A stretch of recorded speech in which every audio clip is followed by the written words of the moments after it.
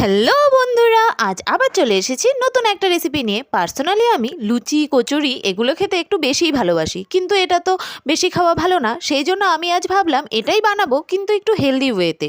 তাই ফার্স্টেই ডো বানানোর জন্য আটা নিয়ে নিয়েছি, আর সাথে নিয়েছি পরিমাণ মতো খাবার সোডা, বেকিং পাউডার, চিনি, নুন আর সয়াবিন অয়েল। তারপর এগুলোকে মিশিয়ে আটাটা ভালো মতো ময়াম দিয়ে নিলাম, তারপর জল দিয়ে ডো বানিয়ে ফেললাম। খুব একটা ভালো পারি না, বাট আমার কাজ চালানোর মতো। এরপর এটা রেস্টে রেখে দিলাম আধ ঘন্টার জন্য। আর আরেকদিকে পুরের জন্য নিয়ে নিয়েছি ছাতু আর আদা লঙ্কা কুচি করে। তারপর পরিমাণ মতো নুন আর তেল দিয়ে ছাতুটার সাথে আদা লঙ্কাটা ভালো মতো মিশিয়ে নিলাম, যাতে ছাতুটা একটু ঝালঝাল টেস্ট আসে। তারপর এটাকে সাইডে রেখে আধ ঘন্টা পর ডোটাকে আবার একটু ভালো মতো ডলে নিচ্ছি, যাতে খুব সফট হয়ে যায়। আর তারপর মাঝারি সাইজের লেচি কেটে নিলাম। লেচিগুলোর মধ্যে এবার ঠেসে ঠেসে পুর ভরতে হবে। আমি খুব একটা বেশি পুর ভরতে পারি না, তোমরা যে যেরকম পারো সেই রকম পুর ভরে নিতে পারো।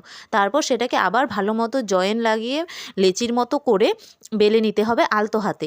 বেশি জোরে প্রেস করে বেললে আবার কিন্তু এটা ফেটে যাওয়ার সম্ভাবনা থাকে, তখন সমস্ত ছাতুটা বেরিয়ে আসবে। এসবের মাঝেই একপাশে আমি গ্যাস জ্বালিয়ে কড়াই বসিয়ে দিয়েছিলাম। কড়াই গরম হওয়ার পর পরিমাণ মতো অল্প তেল দিয়েছিলাম, খুব একটা ডুবো তেলে ভাজবো না, কারণ এটা হেলদি ওয়েতে বানাচ্ছি তাই। এরপর তেল গরম হয়ে এলে একটা কচুরি ছেড়ে দিলাম, আর সেটাকে মিডিয়াম ফ্লেমে এপিট ওপিট উল্টে গোল্ডেন ব্রাউন কালারের করে ভেজে নেব। তারপর দেখো কচুরিগুলো কি সুন্দর ফুলেও উঠেছে। এরপর ভাজা হয়ে গেলে সেটাকে নামিয়ে নেব। এভাবে এক এক করে সমস্ত কচুরি ভেজে ফেললাম। আর আমি এটা খেয়েছিলাম ঘুগনির সাথে, তোমরা তোমাদের পছন্দ মতো জিনিসের সাথে খেতে পারো। সো কেমন লাগলো ভিডিওটা অবশ্যই জানিও, আর যদি ভালো লেগে থাকে চ্যানেলটা সাবস্ক্রাইব করো। আবার আসবো নতুন রেসিপির সাথে। বাই।